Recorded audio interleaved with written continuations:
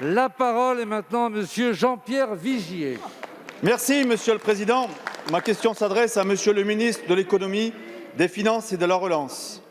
Le reconfinement national décrété mercredi dernier a impacté durement les petites et moyennes entreprises françaises. Et j'espère que vous allez rapidement changer d'avis concernant les commerces de seconde nécessité.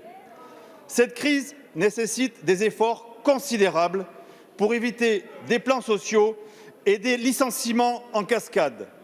J'aimerais également attirer de nouveau votre attention concernant une entreprise de mon territoire dont la situation économique est très difficile actuellement. Le 22 janvier dernier, je vous avais alerté concernant l'usine Les Céramiques de Haute-Loire où 82 emplois sont menacés. La qualité du travail des salariés et le savoir-faire made in France de cette entreprise de carrelage sont reconnus au-delà de nos frontières. Cependant, l'usine est placée en redressement judiciaire depuis 1 an et sa fermeture définitive sera prononcée d'ici la fin de l'année si aucune solution n'est trouvée. Le secrétaire d'État chargé du numérique avait alors déclaré tout faire pour trouver un repreneur. 9 mois après, la situation de l'usine n'a pas changé. Avec l'ensemble des élus et des salariés de l'entreprise, nous nous sommes fortement mobilisés pour trouver un repreneur. 2 groupes industriels sont venus sur place pour étudier une proposition de reprise. Cependant, la crise sanitaire, la forte concurrence de certains pays voisins, la suppression d'exonérations fiscales européennes ont dissuadé les potentiels intéressés. Monsieur le ministre, il y a urgence.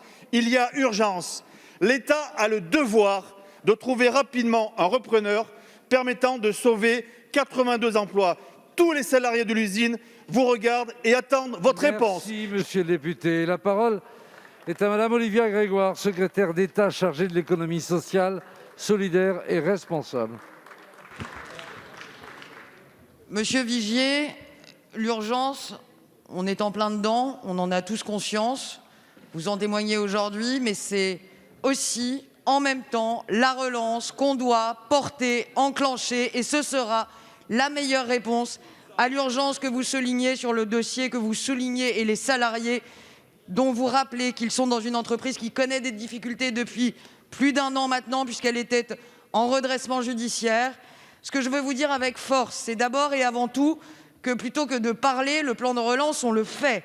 Le comité national de suivi de relance, présidé par le Premier ministre, s'est réuni vendredi dernier. La rapidité, l'effectivité de ce plan de relance est aujourd'hui, avec les mesures d'urgence, la meilleure façon de répondre aux entreprises qui connaissent des difficultés. 15 milliards d'euros sont sur la table pour relocaliser, pour réattirer à nouveau dans notre pays des industries, recréer des emplois. Nous continuons à soutenir le bâtiment. Vous le savez, le plan de relance, MaPrimeRénov', et nous en avons entendu beaucoup sur le fait que nous ne faisions pas assez au service de la rénovation thermique depuis des années. Nous prenons nos engagements, nous modernisons les bâtiments de l'État à hauteur de 4 milliards d'euros. Nous demandons aux mairies, et vous le savez, de rester ouvertes pour pouvoir continuer à délivrer des permis de construire. En un mot, ça, c'est des mesures concrètes pour continuer à soutenir une activité dans le bâtiment de TPE, de PME et d'ETI qui connaissent des difficultés.